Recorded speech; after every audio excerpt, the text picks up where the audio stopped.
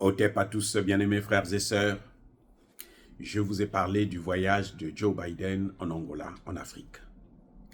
Monsieur Joe Biden va en Angola pour aller traiter un dossier qui est concernant le Congo démocratique, pour aller négocier avec l'Angola comment l'Angola va recevoir les matières premières du Congo-Brazzaville, qui n'a pas négocié avec les autorités congolaises, mais qu'il négocie avec l'Angola, avec le Rwanda, avec la Zambie, avec le Kenya et autres.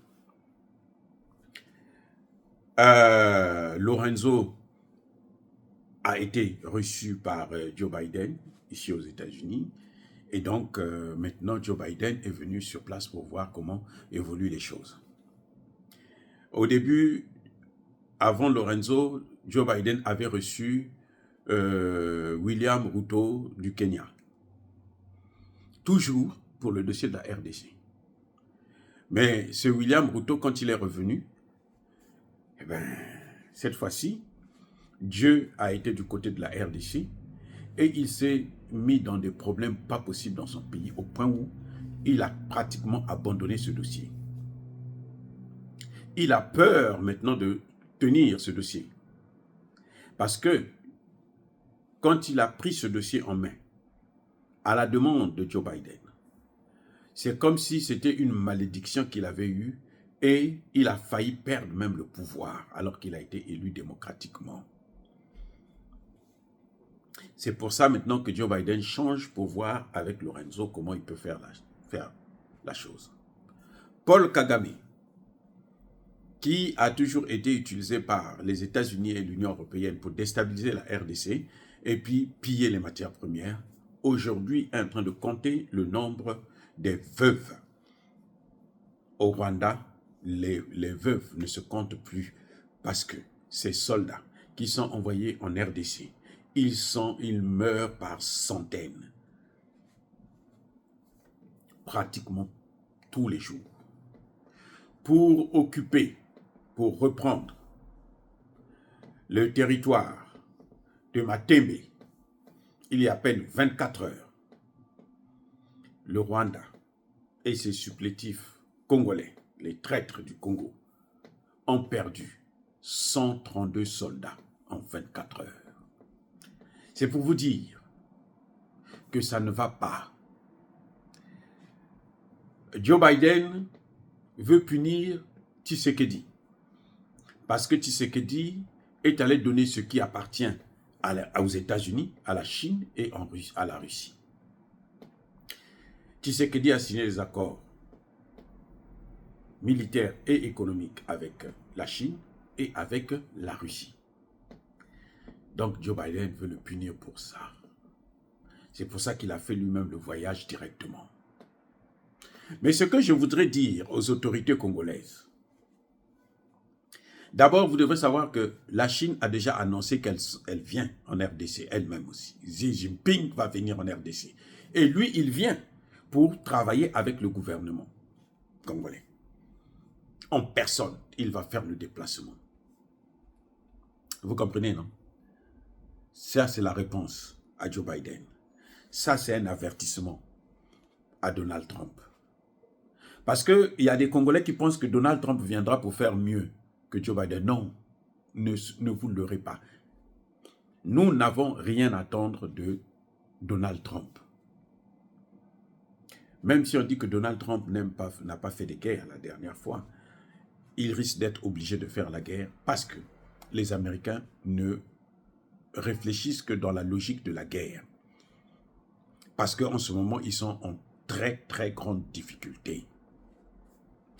Les États-Unis ne peuvent plus concurrencer la Chine. Sur le plan militaire, ils ne peuvent pas concurrencer la Russie. C'est fini. Le leadership américain au niveau mondial est fini. Je vous dis, il est fini. Les États-Unis aujourd'hui, si Donald Trump est intelligent, il doit se battre pour la survie des États-Unis, pour garder ce pays intact, parce que, tel que les choses se passent, où il y a beaucoup des États qui sont en train de demander leur indépendance, La Californie en est un. Le Texas en est un. Et bien d'autres. Eh oui. Et si l'inflation continue, si le dollar continue à perdre sa valeur, eh bien, on arrivera à une situation où les États-Unis vont s'auto-balkaniser. Donc, pour Trump, s'il continue avec cette politique, parce que ce qui est en train d'arriver aux États-Unis, ce sont les conséquences de la politique américaine dans le monde.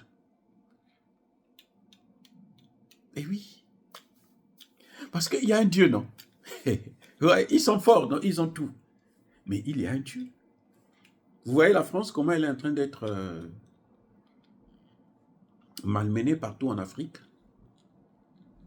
Macron ne sait plus où mettre la tête. Macron ne sait plus, n'arrive plus à dormir. C'est le cas pour l'Amérique. Donc, monsieur, si je suis le conseiller de Tshisekedi, je veux lui dire qu'il n'a pas peur, qu'il n'ait pas peur des États-Unis d'Amérique. C'est fini. On a vu, vous voyez comment ils sont en train de la raclée qu'ils ont pris en Russie, dans la guerre en Ukraine. Ils voulaient balkaniser la Russie. C'était l'objectif des Américains. Balkaniser la Russie. Couper la Russie en mini morceaux. Ça s'est retourné sur eux-mêmes. C'est le dollar qui est en train de prendre des coups, mais alors très, très, très solides. Même le Japon est en train de vendre ses bons de trésor américains. La Chine n'en parle même plus. La Russie, c'est même pas la peine. Les BRICS ont créé un système de paiement où on n'a pas besoin du dollar. Et les BRICS, c'est 50% de la population mondiale. BRICS plus là, 50% de la population mondiale. 38% du PIB mondial. 65% des installations industrielles du monde et dans le monde. Les BRICS. 50% de la croissance mondiale. Qu'est-ce que les États-Unis peuvent faire face à tout ça? Les amis, c'est-à-dire que c'est incroyable. Je ne sais pas pourquoi les Africains, nous on a toujours peur, surtout nos dirigeants.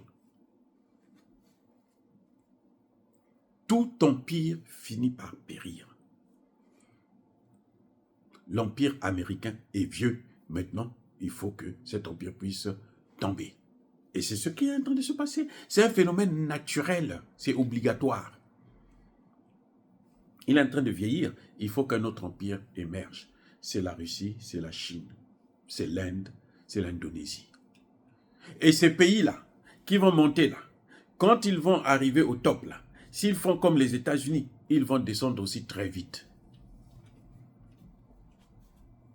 C'est un principe divin. Les Américains ont fait beaucoup de mal dans beaucoup de pays. Vous avez vu en Irak, comment ils ont détruit l'Irak. Vous avez vu en Yougoslavie, c'est des millions de morts. Juste parce qu'ils veulent prendre leur pétrole, leurs matières premières, comme ils sont en train de faire en RDC, 18 millions de morts. 18 millions. J'étais à la place de Tshisekedi, je n'aurais pas peur des Américains. Je n'irai même pas en Angola pour aller rencontrer le président américain. Je n'irai même pas. Eh oui. Pourquoi tu vas y aller? Pourquoi? Il vient pour les matières premières. Il vient à la frontière. Il ne peut pas traverser pour venir te parler à toi. Il va parler à un autre qui n'est pas le propriétaire des matières premières. Mais s'il le faut, il faut même suspendre des relations diplomatiques avec l'Angola. Fermer la frontière, là. Cette frontière-là, fermez ça. Avec la Zambie, fermez la frontière. Le Congo a plusieurs frontières. Il peut utiliser le Congo-Brazzaville, il peut utiliser Centrafrique, ainsi de suite. Le Cameroun, quitte à passer, c'est vrai, il n'a pas une frontière avec le Cameroun, mais il peut passer par le Centrafrique, par le Congo-Brazzaville, et puis aller au Cameroun. Ah oui. Il faut apprendre, il faut que nos pays puissent apprendre maintenant à prendre leurs responsabilités. On ne peut pas continuer à nous minimiser, nous mépriser, et puis nous on continue à accepter, on donne la tête. Oui, tapez. Non. Ça ne se passera plus comme ça. Les amis, ça ne se passera plus comme ça. Et les États-Unis, c'est comme un lion qui a vieilli. Il se cache maintenant jusqu'à sa mort. C'est ça, les États-Unis. Ce que vous voyez là, c'est rien du tout. La tête est partie.